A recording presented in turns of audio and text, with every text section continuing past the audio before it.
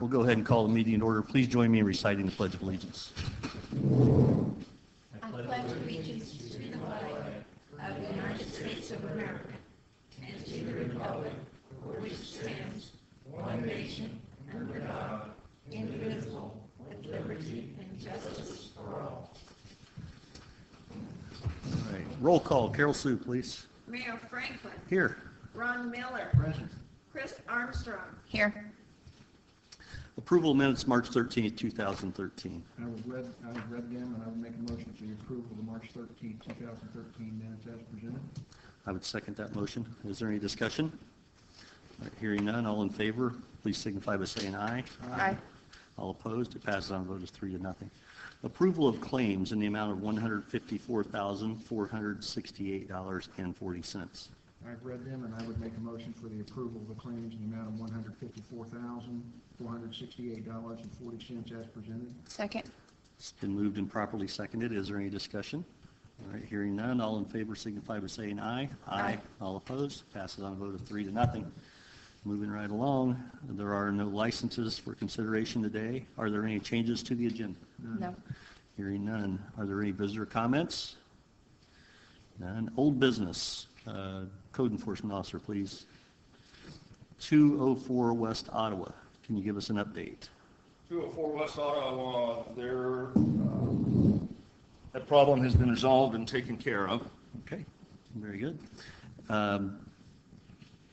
Still under old business, 2119 Spear Street. I did speak to Mr. Worthington last week. I understand that part of the problem had been corrected and that the buckets had been removed, and Mr. Worthington assured me that he had purchased his license plate. It had to arrive in the mail. It would be a few days. I would ask you to stay on top of that and keep an eye on it. But he did give me his word that he had bought the license plates, and I believe him. All so right. if he would follow up on that later and let us know if there is a problem, I'd certainly appreciate it. Certainly. Thank you. Is there any other old business? None. Any new business? Hearing none. Reports from Building Commissioner. Good morning, everyone. Good morning. I had submitted my report for your review. If there's any specific questions on that report. The construction projects that we have going are going smooth. We have no issues with those at this point. Inspections are being performed and progress is being made. On my new business, we have the property at 207 and 211 East Linden, which had the structure that partially fell into the river back at the end of January. We're working through with the Army Corps of Engineers completing their permit requirement process, which should be done within a day or two. It's not really that formal. It's more questions and sketches and things going back and forth. So I'd assume that we'll have that done before the end of the week without any delays. We're putting everything together based on our report last week about the block systems and the slope system and all of that. So I'm assuming at this point that by the middle of next week we should be on that property cleaning up the structure and installing the blocks in the method that we had recommended. One note there that the property owner at 207 East Linden, Mr. Murray, did engage someone to clean all the debris up that was in the river and stored in that structure as well. So that has been cleaned up. So at this point what we're facing is strictly the removal of the wooden structure itself and then installing the blocks and doing some sloping work at that location. So everything over the riverbank has been cleaned up? Yeah. Fantastic. Yeah, he did get that done. So we're moving forward with that. In reference to the overall walls along the river edge in our city, I'm still doing some information checking as far as who is responsible, the maintenance requirements for those walls, even to the point there is some discussion being had as to whether the walls are still required today based on the reason they were constructed back at the day they were built. And there's some questions about river flow characteristics and dams that are in place now that weren't there when the walls were originally constructed. Are they really required to be there?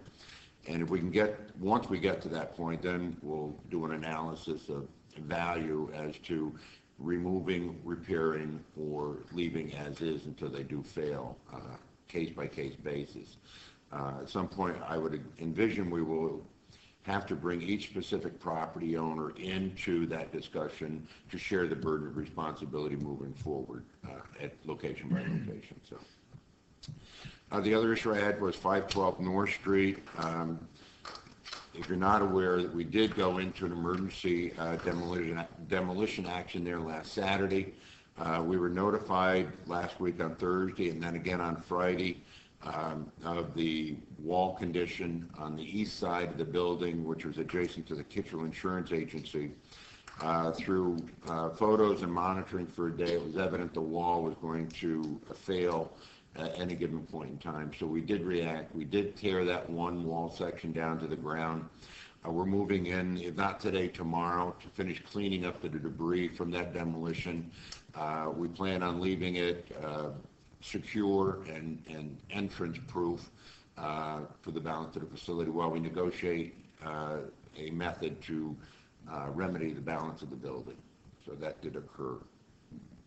The last item I've got is that we are in the process of doing rental property inspections.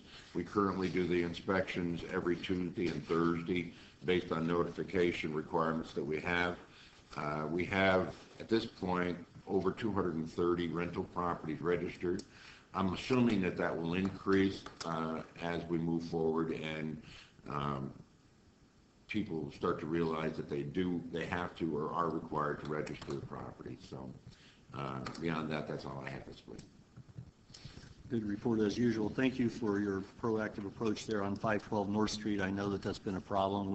It's one that we've been in discussions with for months now, and it's unfortunate that a wall actually started to fall again, but it seems to be an ongoing event in different places throughout town. And thank you for working a Saturday again and for being able to pull everybody together, Dan Williams and the rest of his crew. I make a motion, we approve the building commissioner's report. Second. It's been moved and properly seconded. Is there any further discussion or questions for building commissioner? Hearing none, all in favor signify by saying aye. Aye. All opposed, passes on a vote of 3-0. Code enforcement officer. Good morning again. My report is fairly simple. There was nobody ordered to appear this week. You have a copy of the report in front of you. Do you have any questions? Looks like the usual busy week. Good work.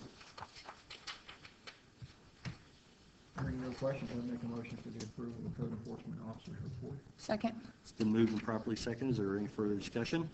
Hearing none, all in favor signify by saying aye. Aye. All opposed, passes on a vote of 3-0. Superintendent of Public Works. Good morning. Good morning, Dan. I respectfully submit my report for the Public Works Department of the City of Logansport. You have in front of you my agenda. As you can see, we're very busy, both departments, which makes the day goes a lot quicker when you're busy. If you can thumb through it, if you have any questions, I'd be glad to try to answer them at this time. Not a question, but on the report, Board of Public Works from the street department guys, and I understand that some of the Mount Hope staff was also involved in it, but I can't help but to notice the $9,000 savings on the Greensfelder building. That's just incredible. I mean, the amount of money that you save the city and continue to do the usual good job that you do the rest of the city. I appreciate it very much. I tell people oftentimes there are departments that I'm not even concerned about. I know the work's going to be done and done the right way, and yours is certainly one of them. I appreciate everything you do. Well, thank you very much. I did have called some favors in. Actually, it was a little bit more of a job than I thought, so I did have some help on it and some good help from outside resources, and I'll never forget that. They made things a lot easier. Did you want to bring up the... Yes, I was getting ready to do that, but I wanted to give everybody else the opportunity if they had questions regarding the Board of Works report. Hearing none. All right. And Dan, I want to share with you an email that I received last Friday, late in the day, I'm writing from Falls Church, Virginia, near Washington, D.C., to express my appreciation for the courtesy shown to me last February for